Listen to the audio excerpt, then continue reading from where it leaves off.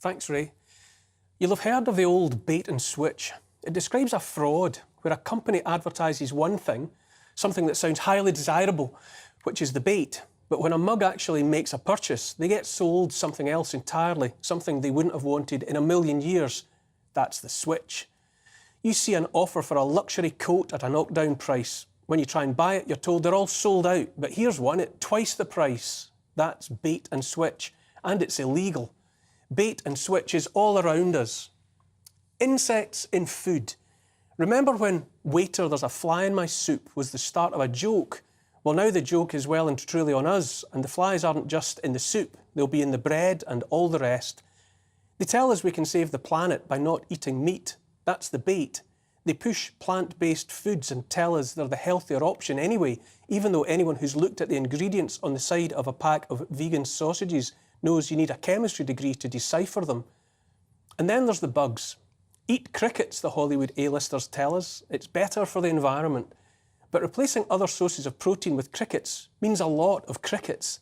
It's been estimated that it takes 363,000 crickets to match the calorie count of just one cow. We eat billions of land animals and trillions of sea animals every year.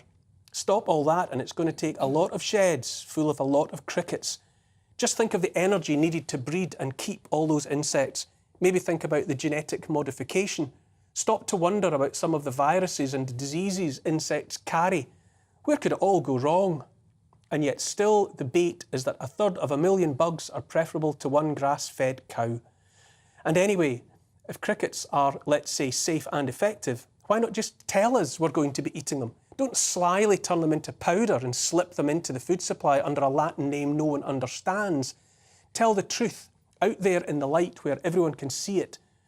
The EU have passed legislation to have crickets cooked into powder and added to all manner of foods. In the EU's own legislation, the list is long. Everything from cereal and bread to meat, cheese, beer and sweets. Even now, the presence of crickets won't be obvious. It won't say crickets on the packaging. It will say Ascitus domesticus, which is Latin for house cricket. In the end, the bait and switch is in governments and corporations shouting from the rooftops they are working to save the planet and make us healthier. But what do we end up with? Food cut with insect powder we're not supposed to notice. I say the claim that any of this is to improve our health or save the planet is a fraud and a hoax. Electric vehicles are another bait and switch. There are an estimated 30 million fossil fuel cars in Britain. That's not counting the trucks that move all the commodities. There's 250,000 of those as well. We're invited to think that one fine day, every one of those dirty old gas guzzlers will be replaced with a shiny new electric alternative. Forget it. That lofty notion is just the bait. The switch is the reality. Most of us won't have any sort of car at all. Unless the demand for cars, any sort of cars, drops drastically, there's no way to hit the emissions targets our governments have loudly committed us to. That's where the 15-minute cities come in. We'll be expected to walk or cycle. Do you see the scam yet? They advertise a world of electric cars, but what we'll end up buying is lives lived on foot within 15 minutes of our homes. Round the corner from where I live, the council installed a rank of electric vehicle charging points. The electricity in them is free at the moment, has been for months. Anyone who wanted could park up and charge their car for nothing. I say free, but of course there's no such thing as free. Someone was paying, which is to say the poor old council taxpayers of Stirling. Those Teslas and the rest might as well have been taking their charge from the private home they were parked outside while the owner of the house footed the bill. That whole stunt was more bait, pushing that illusion that electric cars are the cheap option. Next week, those bays will start charging for the electricity. There's the switch. But the bait has gone bad. More and more people smell something fishy and are waking up to the reality of electric vehicles. It's becoming hard to ignore that those massive batteries full of lithium and cobalt, obtained by raping environments and destroying ecosystems, the dirty work done by the poorest of the poor, children included, scrabbling in the dirt with bare hands. Those batteries, which are so wildly energy intensive to make and that can't be recycled when they fail after 20 years, those batteries don't like the cold, which is a bit of a bummer if you live in a country that actually has winter, like here for instance. In winter, those batteries lose up to half their charging capacity. Oh dear, what a pity, never mind. There's that switch again. Second-hand car dealers in the main won't touch electric cars. I wonder why. You can't make electric cars with renewable energy. There's literally not enough energy in it, so it takes fossil fuels. In Shanghai, where there's been a large uptake of electric cars, the city's charging points are powered by fossil fuels. The air pollution in Shanghai is on the increase as a result. Save the planet, my backside. By the time everyone wakes up, it will be too late and all the cars that work will be gone.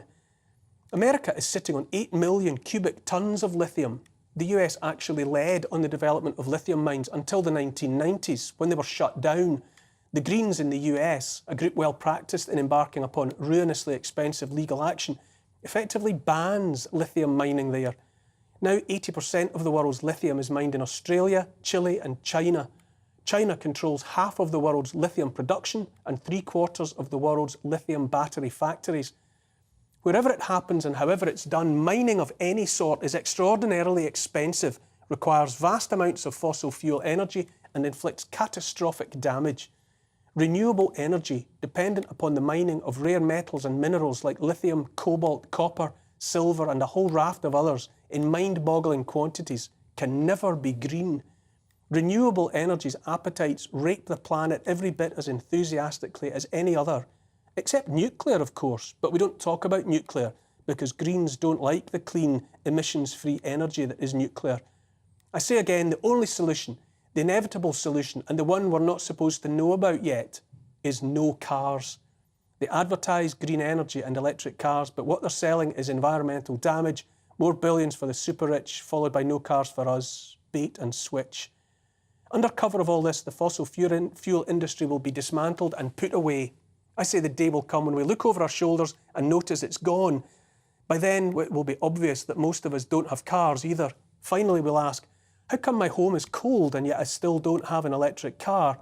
And back will come the reply, shut up and get on your bike. And the mummy and daddy of all bait and switches comes with digital ID. The bait is the well-tried one, which is convenience, such a tasty carrot. The clock is already ticking on a government consultation exercise about the imposition of digital ID. If you haven't noticed, it's hardly surprising, since the government hasn't advertised what it's up to.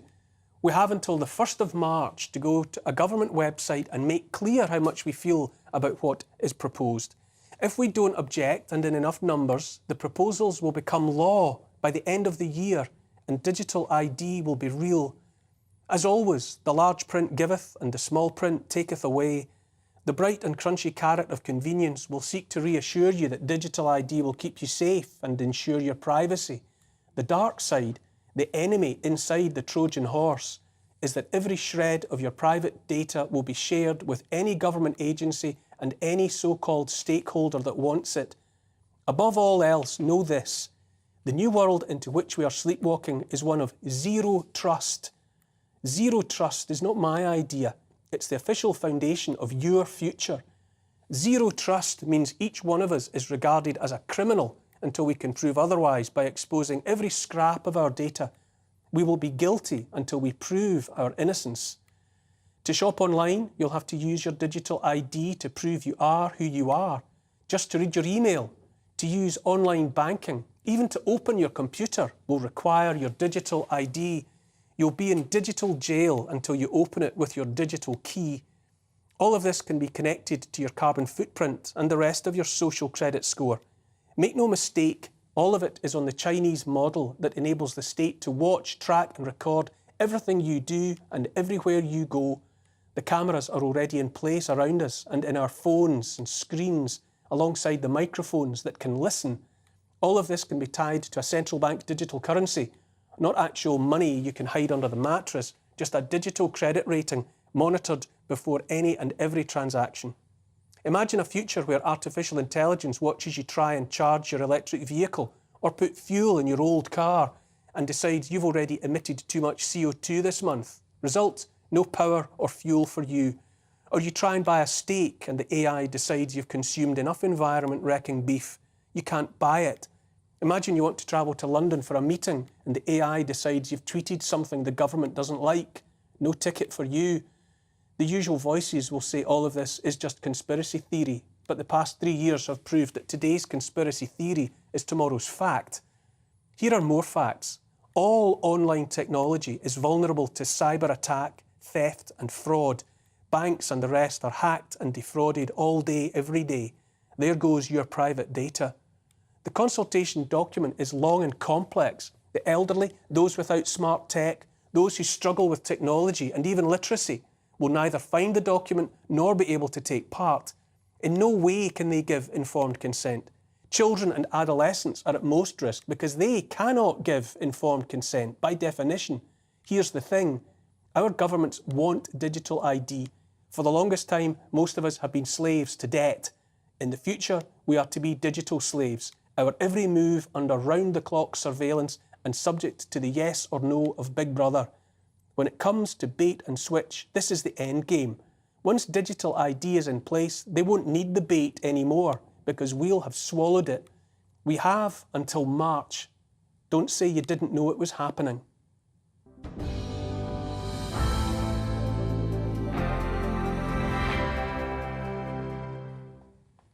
That's my opinion, of course, and feel free to disagree by all means. Keep your tweets and your emails coming all through the show. You can email gbviews@gbnews.uk and you can tweet as well at gbnews. And I'll try to get to some of your comments before the end of the show. I'm joined tonight by Emma Webb, who's the UK's Director of the Common Sense Society. How I love the sound of the Common Sense Society. And TV personality Ingrid Tarrant, Hello. Another friend of the show. Hello. Ingrid, what do you think of the prospect of your every move being watched round the clock? Everything is just going to fizzle out in the way that we have lived our lives and been brought up. Everything you say, there's ergo, ergo, ergo, all down the line. So it is the total control. I find it really scary. What I find perhaps more frightening is that not enough people are recognising this.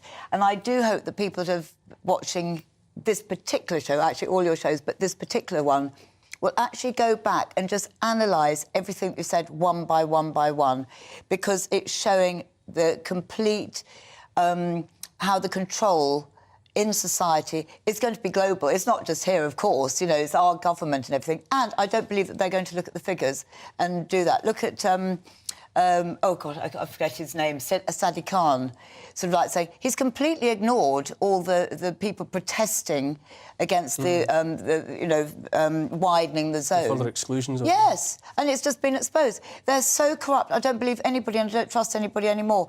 One thing that I do think is quite nice, you know, with the EV, I'll never get an electric car because then that's another form of control, because then there'll be power cuts, we won't be able to charge anything, we won't be able to speak to anyone or do anything like that. So it's isolating people as well. But the walking everywhere, yes, that's the only good thing that would ever come out, because nobody walks anywhere, because all the playing fields is gone and everybody hops in a car, and then it is on your bike, more people are on a bike.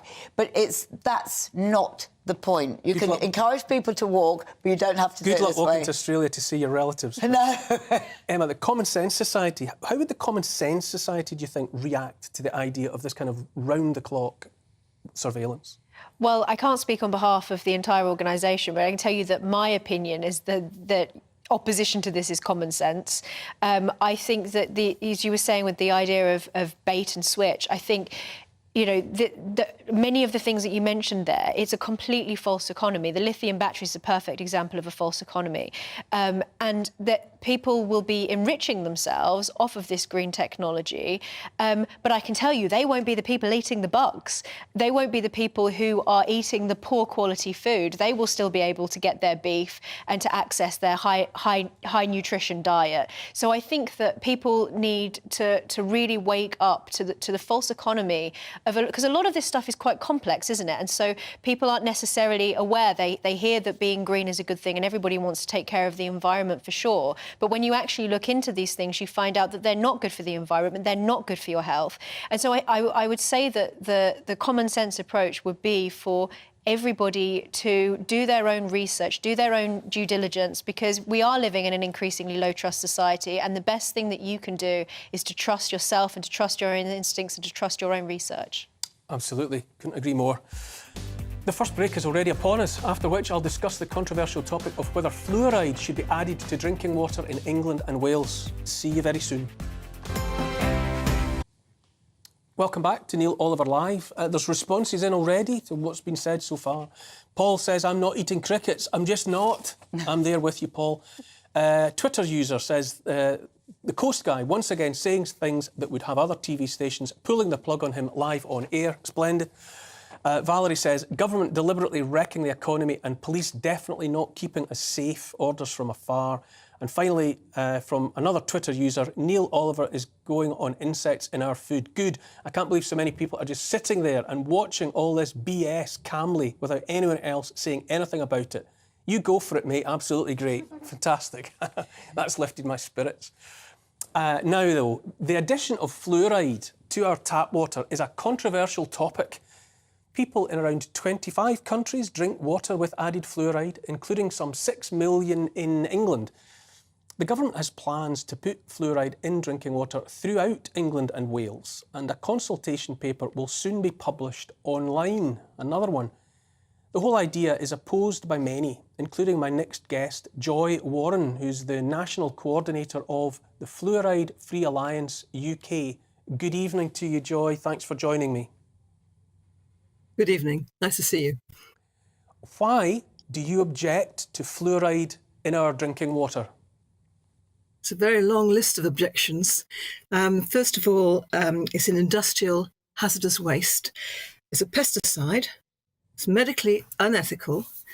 It violates the NHS constitution. The government is ignoring the serious science, which is basically on our side, and it has chronic health problems. Starting from the top of the body, right down to the bottom, if you like, but I'll leave the legs out for now. There are 76 studies which, in a century, which show that there's a 5 to 7 IQ points reduction in intelligence when the unborn child and the fetus, and the infant are exposed to fluoride in the womb and in baby formula made up with fluoridated water. Because fluoride affects brain function, it is undoubtedly a developmental neurotoxin, just like lead. And when you look at the 6-month-old child having baby formula made up with fluoridated tap water, it's being overexposed by 0.6 milligrams per day of fluoride per day. And that's a huge amount because it's a very tiny atom. And tiny, there's so many million atoms in a milligram. And there are other places, talking about the pineal gland. Pineal gland, it silts up with fluoride because it's outside the blood-brain barrier. And because of that, the production of melatonin reduces. And melatonin is really important. Joy, you say it's an industrial product. Can you give me more detail about exactly where fluoride comes from? Yes, I can. It's imported from the Negev Desert in southeast Israel from a company called Israel Chemicals. It's transported across the Mediterranean and lands in Tilbury Docks, I believe. But it starts off life as the hazardous waste byproduct of phosphate fertilizer manufacturing.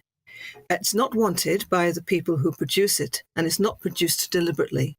It's just the waste product, and they have to get rid of it, and they're not allowed to let it go out into the air, into the environments. So they wash it out of the chimney in contaminated water, stick it into large tanks, and that's how it gets to us in the tanks. I don't even think it leaves the tanks all the way from Israel to the fluoridated areas of England. Now, we weren't able to attract anyone this evening to speak to the other side of this, but I'm sure the argument would be made that at the levels that it's going into water, that it is safe. You know, how would you? Surely the toxicity you describe is about dosage. Is there a safe dosage of fluoride? The World Health Organization recommends no more than 6 milligrams of fluoride a day. For babies, of course, they're much smaller and they shouldn't be exposed to it at all. The Committee on Toxicity has said that babies 6 months and more should not get more than 0.05 milligrams of fluoride per kilo body weight per day. That's not happening. They're getting far more than that in their baby formula made up with fluoridated tap water. You mentioned the World Health Organization. Also, Chris Whitty, Chief Medical Officer for England, his counterparts in Wales and Scotland and Northern Ireland, they're all in favour of fluoride being added to water. They're not reading the science. They're not reading the science. No. Can you back all this up with peer-reviewed research? I mean, I'm listening to you, but is the paperwork, is the scientific documentation, the data there at your fingertips? Yes. The last 4 studies on reduction in intelligence in Canada were peer-reviewed, and they were very robust science. They were 4 out of 76 reports which have been produced in this century, and 76 reports finding harm, finding reduction in intelligence. It's quite a lot of reports. When it comes to the practicalities of this, can you tell us where is fluoride already in the water supply, in the drinking water in this country, and where is it proposed to be added? Mm-hmm. At the moment, it's in West Midlands, Newcastle-on-Tyne, Cheshire, Nantwich, a little bit of Bedfordshire, a little bit of Derbyshire, Leicestershire, Nottinghamshire. Lincolnshire's quite comprehensively fluoridated. The proposal this year is to fluoridate the North East, which is the remaining part which is not fluoridated. So Newcastle, North Tyneside and Gateshead are already fluoridated, and so too is a little bit of Northumberland and a little bit of County Durham. And the intention, if they get through the public consultation and don't take any notice of us, is to fluoridate right across County Durham, right up to the border with Cumbria, and right down to Redcar and right up to Berwick-on-Tweed on the Scottish border. 1.6 million people. Has this consultation process begun? No, they're telling us it's going to happen this year. I'm not quite sure why there's a delay. They may have to try and work out how they can ask the questions in the public consultation. And we don't know if it's going to be one of the strange consultations where you have yes, no, don't know, or whether we're going to be allowed to explain the reasons why we don't want fluoride in our drinking water. Joy, bear with me while I speak to my panel here. Emma, how do you react to the idea of something else being added into an unavoidable supply? You know, we can't really readily avoid drinking water. My instinct is that people should be able to choose when it comes to something as fundamental as water. You know, that should just simply be water that is safe to drink with nothing added to it. I presume that there are arguments for adding fluoride to water. Maybe it's something to do with dental health or something. I'm not sure what those arguments are. But surely that's something that, you know, should be on the choice of the individual. And the idea is, as you say, of adding something external to an unavoidable supply. You know, most people, particularly under the current circumstances, not able to just simply live off of buying bottled water. This, to me, seems to be an infringement of people's rights to choose. And I, in general, am quite sceptical and concerned about anything additional being added, chemicals to food, to water, to anything like that. And water is the basis of life. Of course, it's got to have some kind of profound impact. Who does the government think they are that they can choose to do this? Ingrid, this feels like yet another, after the last 2 years we've had, this is another instance of someone else taking a decision about what should go into our bodies and seeking to make it so, whether we want it or not. Neil, this is really scary, and I'm so glad that I've listened to Joy. When I had my first child, who was born in 1980, and I was living in London, and I moved an awful lot. I said, bought, sold. And I checked, one of the first things that I did when I moved to a new place in a new area was I checked the content of fluoride in the water. And if it was lower than the standard, I put fluoride tablets in the water. I did the complete opposite of what I was... So my children could have been rocket scientists. Because if it's diminishing by, 5 to 7% of, sort of like mental capacity or whatever, and all the disabilities... And where did you get the idea to do that? I don't know. It shows, though, that you can choose. It shows that you can choose to add it if you want to. That's what's so frightening, because I'm really hot on things. I've always been like that all my life. So now that I know how actually dangerous it can be, I've got a thing about teeth and bones and things like that. So it's like, of course, you get it in the toothpaste. So it kind of made sense. Something at the time, though, back in 1980, was being put out there that I must have picked up on, that it was important to have. So this is scary news. Joy, where can people find out more about fluoride so that they're enabled to make decisions, informed decisions for themselves about what's right for them? Right, OK, so as soon as the consultation is announced, we'll try and get that information out into Newcastle, into North East area. And I've got my faithful help sheet here. Can you see that all? Yes. Excellent, Joy. Yes. So this is the one dedicated to the North East, and it'll give people who are interested and concerned, it'll give them all the reasons why they don't want to be fluoridated. Joy Warren from the National Coordinator of the Fluoride Free Alliance UK. Thank you for your time, and thank you for drawing our attention to such an important topic. Thank you for just now. Thank you, Neil.